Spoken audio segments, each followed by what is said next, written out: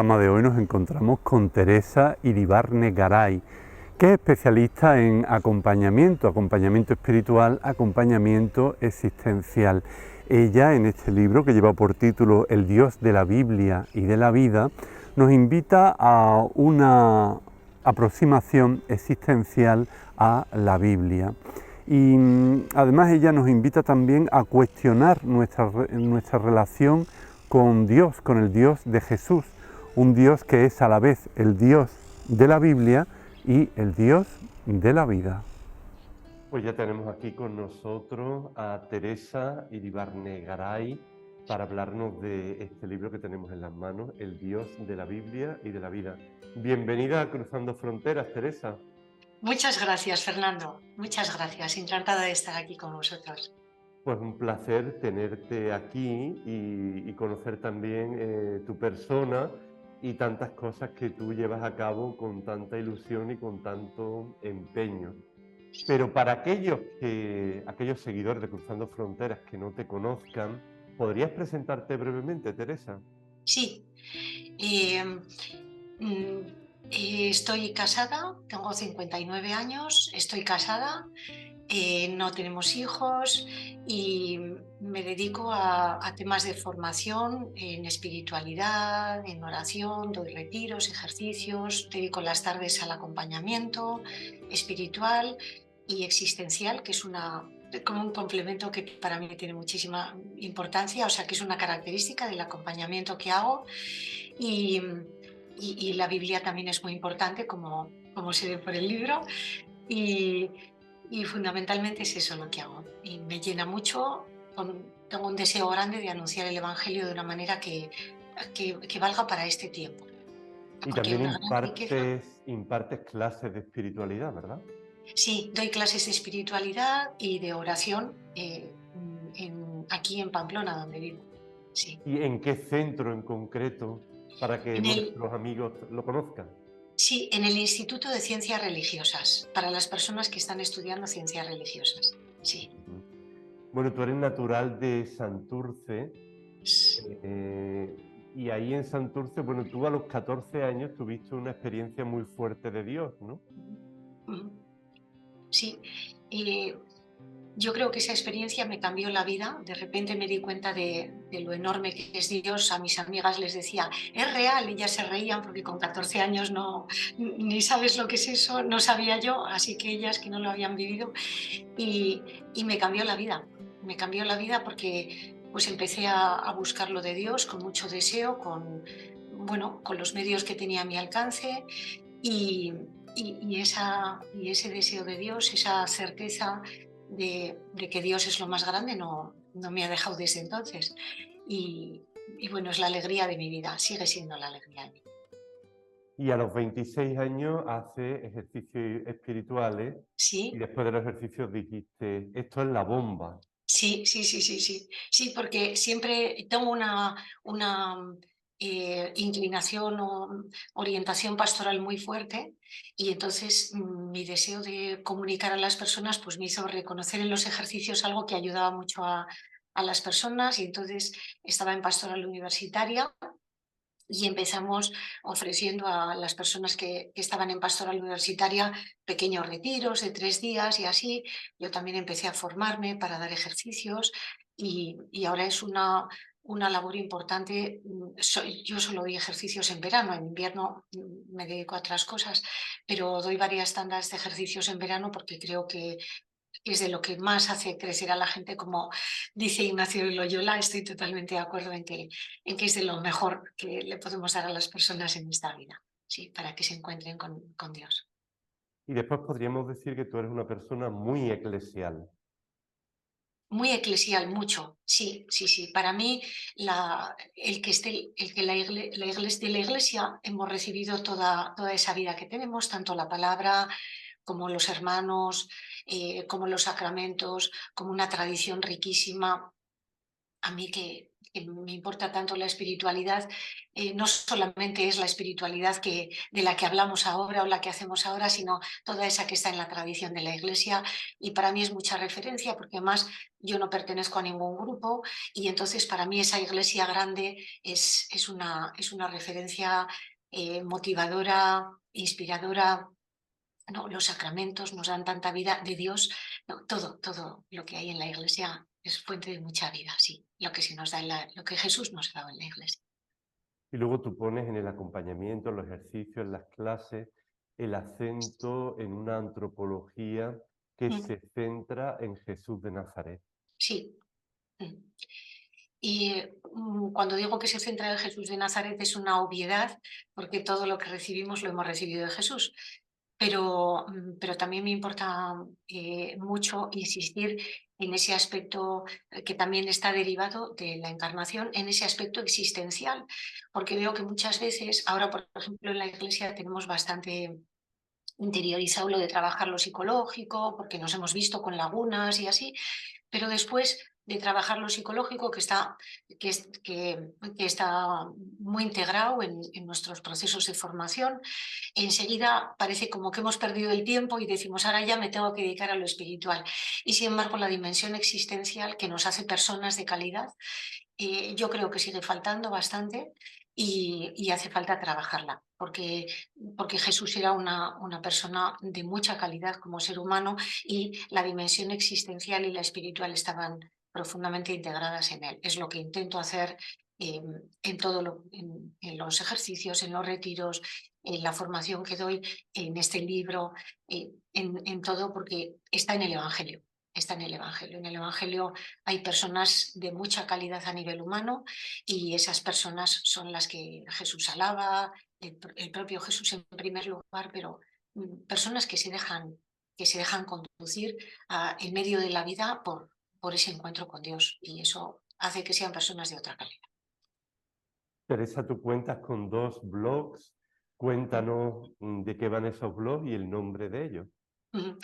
Bueno, yo tengo un blog en el que hacemos lectura existencial del Nuevo Testamento, que es esta síntesis entre la dimensión existencial y la espiritual. Se llama Mientras no tengamos rostro, que es una expresión tomada de C.S. Lewis. C.S. Lewis tiene un libro que se titula así, Mientras no tengamos rostro, que habla de la fe. Expresa preciosamente cuál es el proceso que tenemos que hacer para llegar a vivir de fe. Y ese es el título suyo que cogí para el blog, porque también en nosotros el proceso de la vida como creyentes es un proceso para llegar a vivir de fe. Y, y mientras tanto, pues vamos haciendo una serie de aprendizajes en la vida. Y en el blog precisamente está recogido esto a través de entradas. Hacemos 2 entradas a la semana, una de distintos comentarios sobre todo del Nuevo Testamento, a veces también alguno del Antiguo, y, y luego los jueves una entrada que es un comentario de las lecturas del domingo. Y después tenemos una serie de cursos para aprender a discernir, para aprender Biblia, bueno, cosas que tienen que ver con el aprendizaje del Nuevo Testamento en esta clave en que se articula lo existencial y lo espiritual, para que aprendamos a vivirlo, a leer la palabra, a, a compartirla también en grupo. Tiene mucha importancia el compartir la palabra con otros. Vivimos en una época tan individualista que nos cuesta bastante, pero necesitamos ver la riqueza que es, experimentar la riqueza que es leer la palabra aún. Y luego el otro blog se llama Vivir, Vivir, y entonces el título ya dice de qué va. Es para aprender a vivir, es algo que no sabemos.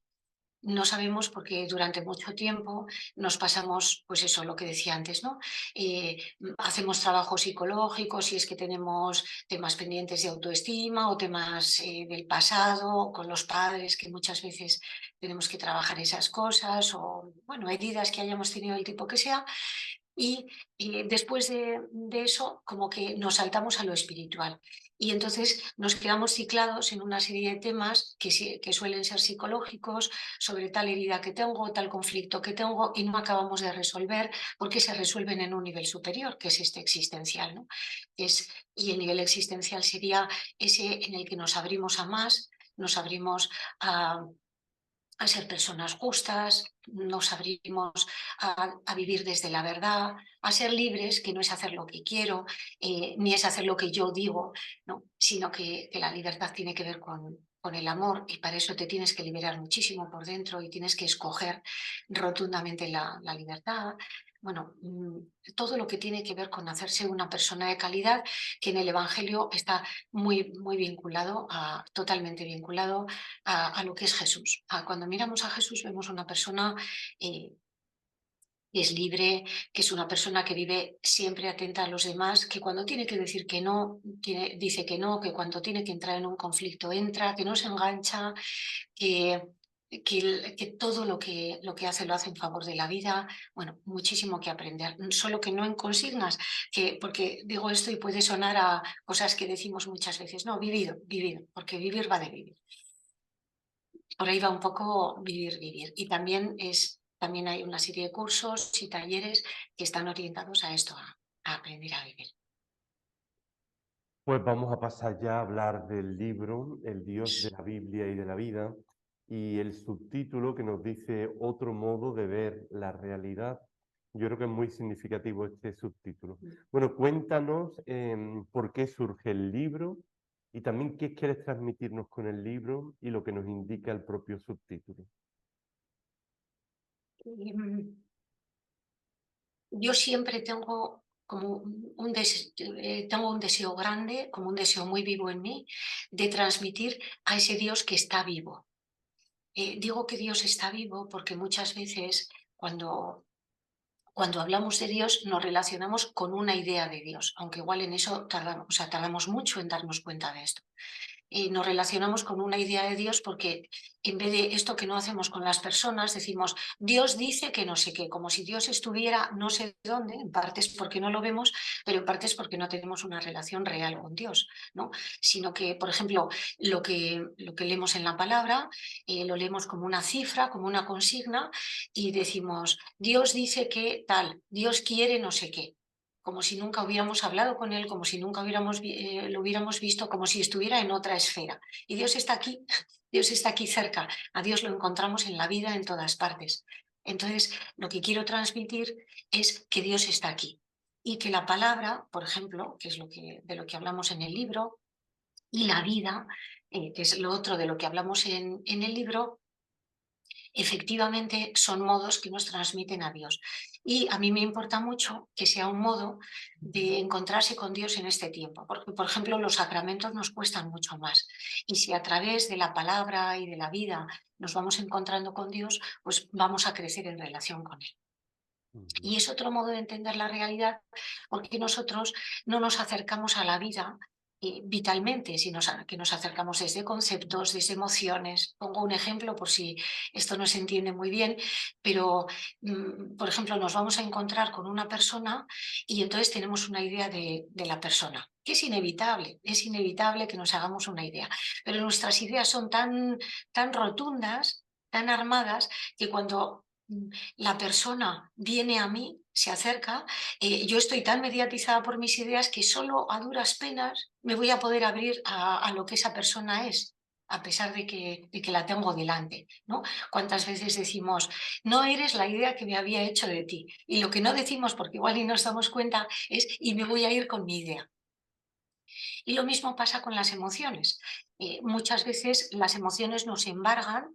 Vemos esto aquí, decimos, por ejemplo, no puedo ver noticias de Ucrania o no puedo ver noticias de Sudán porque lo paso muy mal. Entonces, esto habla de que estamos anegados por las emociones. Unos somos más de ideas, otros somos más de emociones, pero las ideas o las emociones nos embargan de tal manera que nos impiden comprender la realidad. tendríamos que ser permeables o tenemos que aprender a ser permeables para que cuando la vida trae algo, habrá que aprender a hacerlo porque no puedo estar anegada por la vida porque igual no me deja vivir, tenemos que aprender a vivir con ello. Pero en cualquier caso, se trata de que la vida trae vida. Y la vida está mucho más viva y es mucho más real que mis ideas o mis emociones. Y por eso tengo que aprender a dejarme alcanzar por la vida. Y eso hace de mí una persona viva, no una persona como mortecina, como acartonada, que es como vivimos tantas veces, con todo respeto, pero me encuentro mucho con ello y no voy a decir que no lo he visto. Este es ese otro modo de ver la realidad del que hablamos en el libro. Teresa, para los que se vayan acercando al libro, decirles que el libro consta de 20 capítulos. Cuéntanos un poco la estructura de cada capítulo brevemente. Sí, en el libro he ido alternando un texto que casi en su totalidad es del Nuevo Testamento, a veces es del Antiguo, porque yo esta lectura existencial que hago del Nuevo Testamento empecé haciéndola con el Antiguo Testamento, con un franciscano que se llama José Luis Elorza, empecé en 2003, creo que fue, no soy yo muy de años, pero creo que fue por ahí. Y entonces yo veía que era muy bueno hacer lectura existencial y entonces le propuse que hiciéramos lectura existencial del Nuevo Testamento, pero él me dijo que él llevaba toda la vida con el Antiguo y que íbamos a seguir, que él iba a seguir con el Antiguo y yo empecé con el Nuevo por ese motivo, ¿no? Porque no existía. Y luego he encontrado algunos autores que sí hablan un poquito más de ello, pero en los que se puede reconocer, uno sobre todo, pero en general no es algo que esté muy extendido todavía y sería buenísimo. Y porque es un modo de mirar a Dios que está implícito en el Evangelio y que da mucha vida, como digo. Y he ido alternando para cada caso el Nuevo Testamento con una situación de la vida. A veces es una cosa que me ha contado una persona, a veces es algo que he observado, a veces es una carta que me han enviado. Yo, como he dicho, hago acompañamiento, dedico a eso las tardes. Y, y entonces hay veces que alguien me ha escrito una carta, he pedido permiso para publicarla, cambiando los nombres y todo eso, y la he publicado porque habla de vida, porque las personas van percibiendo esa vida tan poderosa que nos hace vivir, que nos hace estar vivas, vivos. Y bueno, pues esa alternancia que está en cada capítulo, que es texto del Nuevo Testamento en general y una situación de la vida, a veces más relacionadas, a veces más diversas, como pasa en la vida, pero esa es la estructura a lo largo de los 20 capítulos. Bueno, tenemos hoy también un programa muy coral que tiene varias preguntas sorpresa. Y vamos a la Sí, primera pregunta que te va a hacer una teóloga. muy bien. Hola, Fernando Cordero. Hola, Teresa. Muchas gracias por la escrita de este libro que nos acerca a Dios bíblico, junto con las experiencias que hacen los personajes de cada historia que nos presentan y también lo vincula con personajes de nuestro tiempo. De ahí que me deja con una pregunta práctica a igual que esos personajes que aparecen, hacen esa experiencia del Dios vivo, ¿cómo podemos nosotros los creyentes salir de nuestro globo espiritual muchas veces, de nuestra imagen de Dios, para encontrarnos verdaderamente con el Dios vivo, con el Dios que, que está en la vida en definitiva?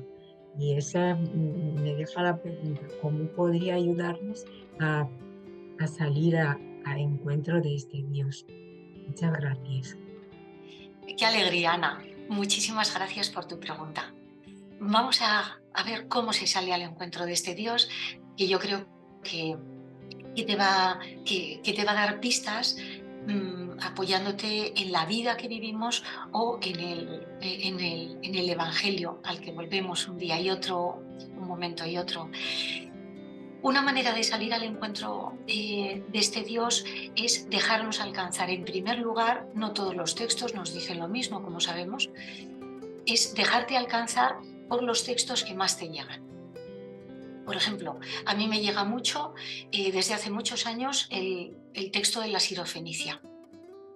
Una mujer que era de fuera, que no era, a la que en principio no se tiene en cuenta y que sin embargo tiene una certeza de que este hombre Jesús de Nazaret la puede escuchar y entonces se pone a gritarle.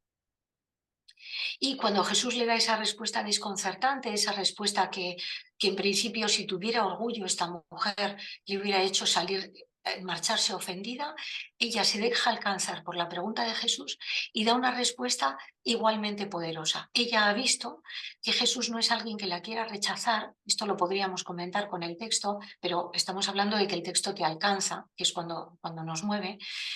Ella se ha dejado alcanzar por esa pregunta de Jesús, por esa palabra de Jesús que le dice esto tan duro, ¿no? No está bien echar a los hijos el pan de los perros. Y la mujer le responde desde la humildad, desde una humildad llena de fe. Vamos a suponer que te alcanza esta palabra que ha dicho Jesús. Cuando te alcanza esta palabra, te dejas trabajar por ella, por la tierra, por el arado del Evangelio. Y entonces esto te saca de la costumbre.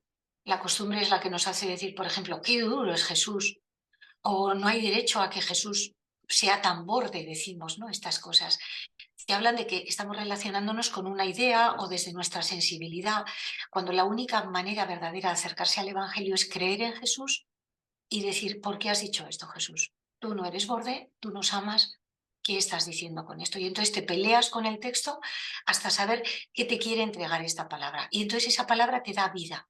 Empiezas a estar en otra frecuencia donde la palabra da vida. Y lo mismo con los hechos de la vida. Si partimos de que Dios está presente en la vida, aquí al lado, entre nosotros, no le vamos a reconocer en todas las situaciones que se dan. En muchas estamos o como en sordina o que no siempre percibimos porque ni podríamos vivir tanta intensidad.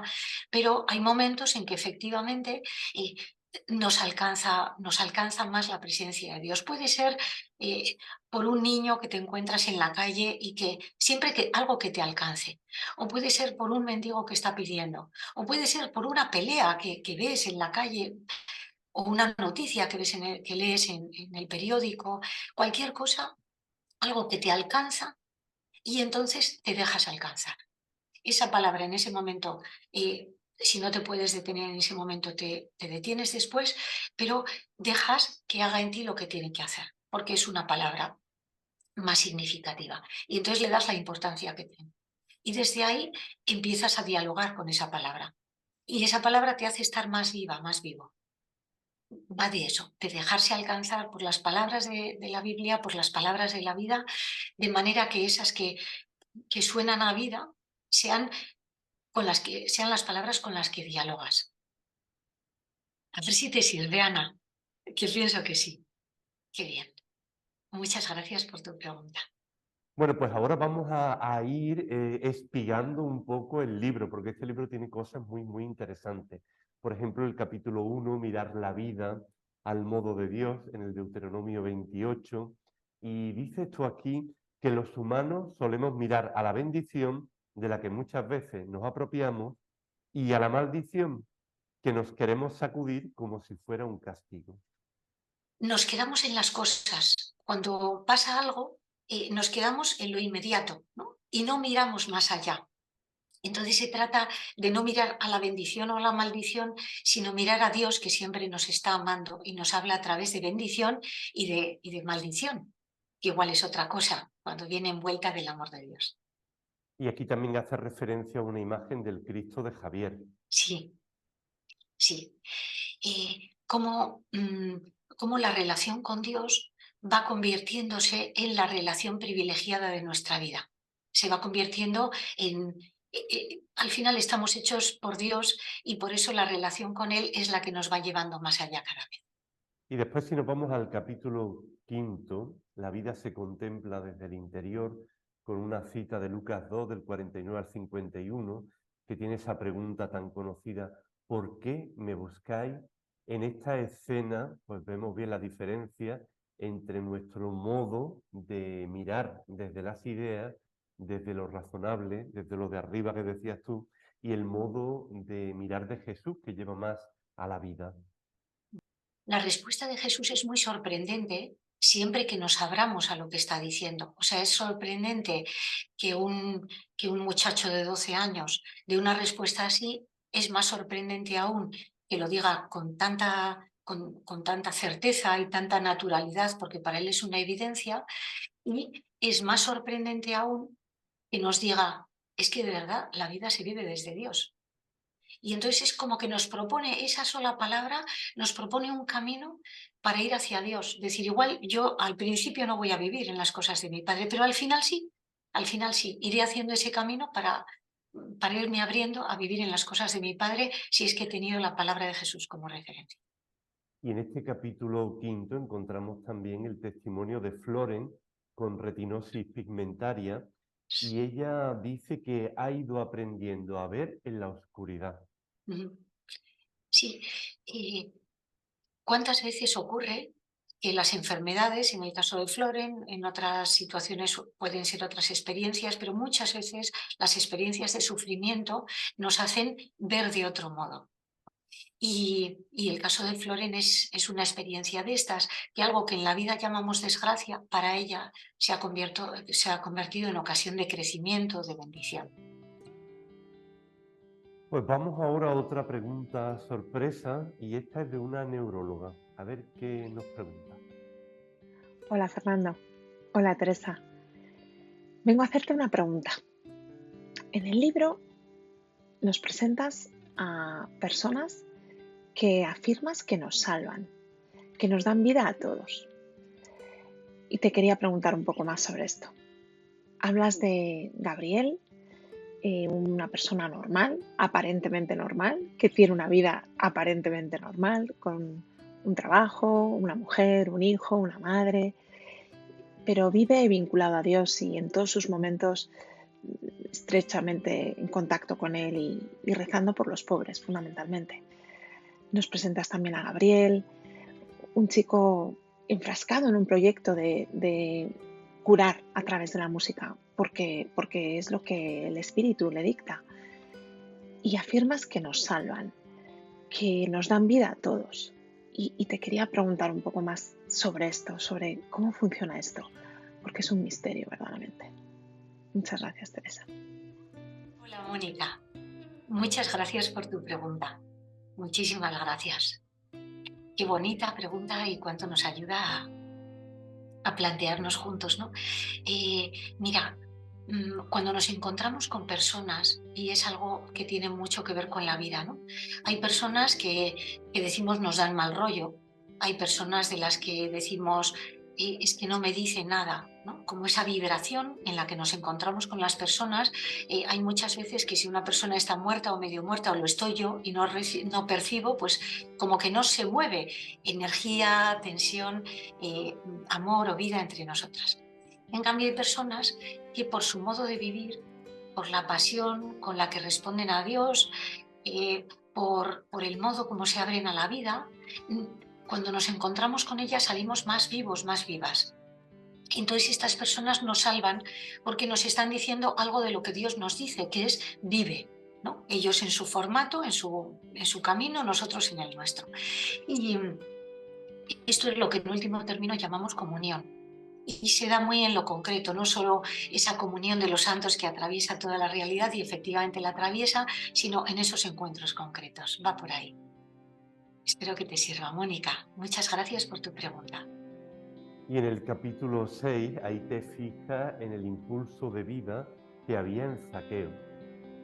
Cuando nosotros encontramos a personas que están queriendo salir de su situación de esclavitud, ahora desde fuera podemos ver que Zaqueo vivía oprimido, ¿no? Nadie más lo sabía, se le podía ver rico y poderoso, pero resulta que se sube al árbol porque busca algo más. Y cuando Jesús le tiende la mano y le dice que va a ir a su casa, él responde de otra manera. Entonces, el ser capaces de ver en la vida los impulsos de vida, gente que intenta cambiar, gente que intenta hacer las cosas de otro modo que como las había hecho, también, utilizando el ejemplo que decíamos de Mónica, primero nos ayuda a mirar en verdad, pero luego también nos puede salvar porque nos puede hacer decir cuántos movimientos de vida hay en nuestra vida. Ujú. Bueno, y continuamos. En el capítulo 8 también surgen cosas interesantes. Esa invitación a vivir en primera persona. Juan el Bautista que nos dice, yo no soy el Mesías, pero ellos le siguen preguntando, ¿eres acaso Elías? ¿Eres el profeta que esperamos? Es el tiempo de las preguntas poderosas, las preguntas que nos abren camino. Y nosotros, cuando hablo de vivir en primera persona, estoy diciendo que muchas veces no vivimos en primera persona, vivimos de las ideas que otros nos han dicho, de las expectativas, de lo que otros esperan, de lo que así materializado va a conseguir que nos aprecien, que nos valoren. Y en cambio, Juan tiene la libertad de decir, no soy esto. Aunque sería muy deseable, igual me gustaría ser el Mesías o ser Elías, no soy esto, no soy esto, no soy esto. ¿Qué soy? La palabra de Dios en mi vida. Por eso es fundamental saber qué palabra ha dicho Dios en nuestra vida para ser desde esa palabra. Y no desde expectativas, ideas, intereses que todos podemos albergar y que tienen que ser sacudidos para ser desde la palabra de Dios. Esto también es un modo de esa vida en clave existencial que vive desde la palabra de Dios. Y el capítulo 9 es muy apropiado para este mes de mayo en el que nos encontramos, llena de gracia, llena de vida, y ahí nos ofrece un contraste, nos indica esto un contraste muy interesante entre María, llena de la vida de Dios, que se encamina presurosa a comunicar la vida. Y ahí advierte ese contraste entre el hecho visible, una mujer joven yendo a visitar a su prima embarazada, y el hecho invisible, esa vida de Dios que te impulsa y que deseas comunicar a los demás. Lo primero en lo que caemos en la cuenta en esto es que esa mirada visible que tenemos sobre los demás, a este parece muy majo, a esta qué buena persona, a esta qué valiente es, suele ser esa mirada visible, como si miráramos a María y solo viéramos a una mujer joven, ilusionada, buena, pero ya. Y sin embargo es la vida invisible la que nos dice lo que hay, la que nos permite mirar bien también lo que se manifiesta al exterior. Entonces, aquí una de las cosas que aprendemos es a mirar, que es también muy existencial. Y en este mismo capítulo 9 hay un texto, un testimonio de Aurora que dice ella, buenos días, Borja, esta mañana, nada más salir de la cama, ha venido a visitarme Angustia y me ha dicho que hoy me iba a aplastar el día. Este testimonio me parece un ejemplo, un testimonio de tantas personas que luchan por vivir. En este caso, desde un estar dominada por la angustia y, sin embargo, atreverte a vivir de otro modo. Atreverte a vivir de otro modo, en este caso, por las palabras de tu acompañante y por la fe en Jesús, ¿no? Que nos ayudan a salir de la muerte y a escoger la vida. Pues Teresa, ahora traemos al programa la pregunta de un estudiante de teología. Hola, soy Eduardo y quisiera lo primero mandaros un saludo desde aquí a ti, Fernando, y también saludarte a ti, Teresa, y darte las gracias y mi enhorabuena por este libro de El Dios de la Biblia y de la vida. Me ha gustado mucho porque creo que enseña a pararse y mirar muchas cosas de la vida que quizá normalmente y con el quehacer diario pues no reparamos en ellas y creo que son muy valiosas para vivir. Y quiero aprovechar esta ocasión para hacerte, Teresa, una pregunta. Y esta sería, después de leer el libro, ¿y nosotros qué es lo mejor que podemos hacer que esté en nuestra mano y sea importante para que podamos vivir esta relación con Dios salvadora y vivificadora de la que algunas veces hablas en tu libro? Muchas gracias y un abrazo. Muchas gracias, Edu. Muchas gracias por tu pregunta y que además va muy a lo concreto. Y lo primero que tenemos que hacer para tener esta relación con Jesús, salvadora y vivificadora, y ya ver que es así, es muy bueno, es tener relación con ese Jesús real, enamorarnos de Él. Y enamorarnos de Él es algo a lo que todos estamos llamados. Y nos enamoramos de Él cuando dejamos ver a un maestro de moral, cuando dejamos de ver a un hombre admirable, porque al fin todo esto son consignas, por muy buenas que sean, y nos encontramos con ese hombre concreto que ama a Dios sobre todas las cosas y vive en la vida entregándose a los demás, amando a cada uno en concreto, dejándose conducir por las palabras del Padre, vive una vida real de la que podemos aprender, de la que aprendemos y cómo se trata a las personas y cómo se aborda a esos que sin duda tienes que llamar enemigos y, y cómo se alaba al Padre en medio de la vida. Entonces, esa pasión por aprender de Jesús en los textos concretos del Evangelio, o sea, no quedarte solo con la idea, ah, qué bueno esto que hace Jesús o la emoción, sino decir, es que efectivamente Jesús está vivo y está dando vida a través de cada página del Evangelio y eso es lo que hace el Espíritu Santo en nosotros, ¿no? El hacer espíritu y vida las palabras del Evangelio. Entonces es escudriñar la palabra, escudriñar la vida para reconocer a Dios presente en ella. Eso lo experimentamos como una existencia salvadora y vivificadora para nosotros y para otros. Continuamos con el capítulo 11, la vida en acción, y ahí pues desarrollas, contextualizas muy bien el episodio de la hemorroísa. Algo que nos ayuda mucho para leer el Evangelio en profundidad es contextualizar. Porque si solo leemos, llevaba 12 años enferma y había gastado todo lo suyo en médicos sin curarse, sin lograr curarse. Pues ya está, ya tenemos la idea de la mujer, pasamos a la frase siguiente y nos hemos perdido el texto del Evangelio. En cambio, si ves toda la vida y la muerte que hay en esta mujer y la maravilla de que haya mantenido la fe y la esperanza hasta este momento, decimos, Dios está presente en ella. Y entonces podemos empezar a reconocerlo en otras personas y empezamos a ver la vida y el Evangelio de otra manera. Y lo demás ya no te lo cuento para que lo leas. Bueno, pues en el capítulo 12, ahí descubrimos una gran verdad de fe, ¿no? Cómo la vida es más poderosa que la muerte. E inserta una carta, yo creo también muy interesante, de Sandra a Luisa. Ese, el, el ver que la vida es poderosa, es más poderosa que la muerte, lo sabemos en primer lugar por la resurrección. Y todos los textos que nos encontramos en la palabra nos dicen esto. Y entonces desde esa verdad de la resurrección lo trasladamos a cada texto del Evangelio. En la vida nos resulta más difícil reconocerlo. En la vida cuando miramos tantos conflictos, tantas personas heridas, tantas personas que han perdido la esperanza, el decir que la vida es más poderosa que la muerte nos es más difícil. Y sin embargo, esa misma certeza de la victoria de Jesús es lo que nos lleva a creer en medio de la vida y entonces empezamos a reconocer. Hace falta activar la fe para reconocer. Y continuando esta misma línea de pensamiento, que yo creo que es un eje transversal en todo el libro, en el capítulo 15 encontramos Tu gracia vale más que la vida. Y ahí está la historia de Lidia, la historia de un amor que ha sanado. Efectivamente, es un eje transversal, esa certeza de que así como nuestro mundo tantas veces habla de muerte, tantas veces mira muerte desde la muerte, y cuando digo nuestro mundo, no es nuestro mundo fuera de nosotros, sino el mundo que también nosotros llevamos dentro, que tantas veces miramos desde el fracaso, que tantas veces miramos desde la pérdida, que tantas veces decimos esto no va a salir adelante, y sin embargo la vida se abre camino, el amor vence. Aunque muchas veces no lo veamos, esta historia cristiana nuestra va de fe, pero lo vemos las veces suficientes como para saber que en todas las demás también se dará, porque el Espíritu de Dios está actuando por toda la tierra, efectivamente. Y el capítulo 16 pues sigue haciéndonos esa invitación a estar sensible a todo aquello que nos rodea. El que tenga oídos para oír, que oiga.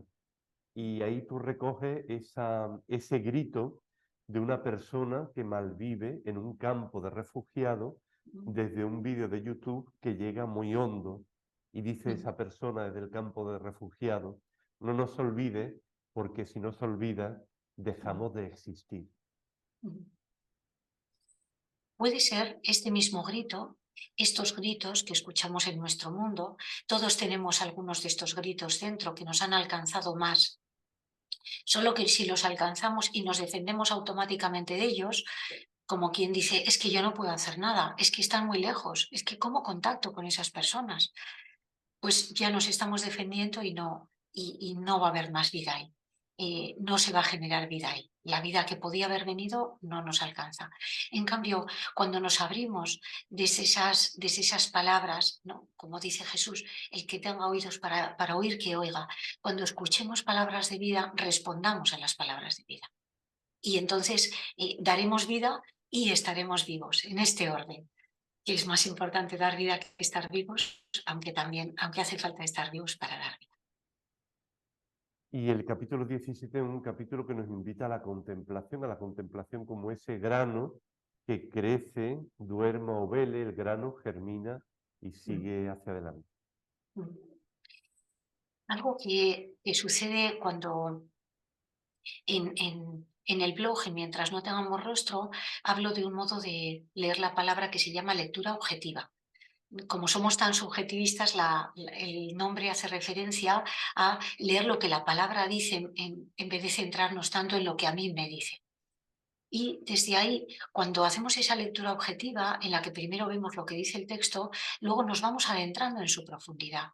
Y entonces nos hacemos naturalmente contemplativos, nos quedamos contemplando, pues en este caso, esta pequeñita parábola de Jesús, en la que nos vamos haciendo contemplativos, viendo lo que sucede con ese grano de trigo, y con eso, al contemplar, aprendemos de la vida, aprendemos de Dios en medio de la vida y podemos permanecer en la palabra de Dios, ¿no? Así, amándola, dejándonos enseñar misteriosamente, silenciosamente. Y esto pasa con todos los textos cuando nos detenemos con ellos lo suficiente.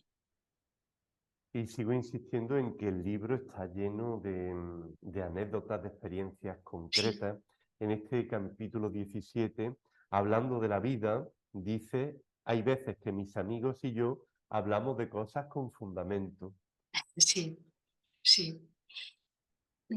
Hay veces la persona que habla de esto está diciendo cómo todos tenemos, o todos o muchos, no todos, pero tenemos anhelo como de algo más, ¿no?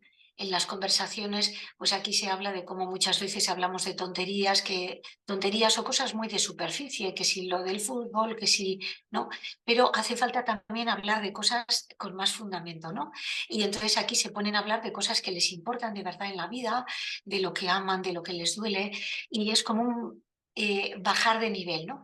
Es algo muy humano también, cuando nos encontramos con nosotros a través de las conversaciones, de los diálogos, de la palabra, ¿no? Y esto muchas veces es raro entre nosotros, y cuando se da, lo celebramos, ¿no? La persona que habla de esto dice: me gustaría saber cuándo se va a dar eso para ir donde mis amigos en ese momento, pero no se puede. Hay que estar y tender a eso. También es muy humano, ese hablar desde el fondo, hablar desde lo que llevamos dentro. Y la última pregunta nos viene muy bien, porque es el último capítulo, estamos en tiempo de Pascua, y el capítulo 20, Jesús resucitado, plenitud de vida. Y ahí nos comparte la experiencia pascual de Juan Miguel, que comunica a Jorge lo siguiente: yo también he sufrido un infarto y me plantean ponerme un marcapaso.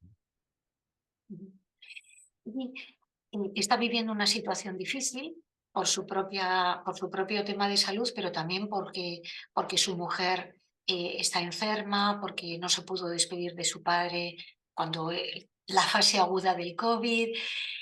Y sin embargo, es un relato profundamente pascual, en el que la muerte se ha convertido en ocasión de vida. Es un hombre profundamente agradecido. Y esto nos enseña cómo se vive cuando se vive de Dios. Que a veces eso de vivir de Dios lo vemos como una cosa para el domingo de resurrección y para otros momentos de la Pascua. Y es que la vida es esto. La vida es esta victoria de Dios en medio de nuestras muertes, cuando nos atrevemos a creer, a esperar, a amar. Y en estos testigos lo vemos así. Pues Teresa, muchas gracias por esto que nos compartes, que es tu experiencia de acompañamiento, el Dios de la Biblia y de la vida, otro modo de ver la realidad. Pues que nos ayude a mirar la realidad con otra manera, que nos acerque la palabra a la vida y que esta palabra de Dios fecunde también nuestra vida.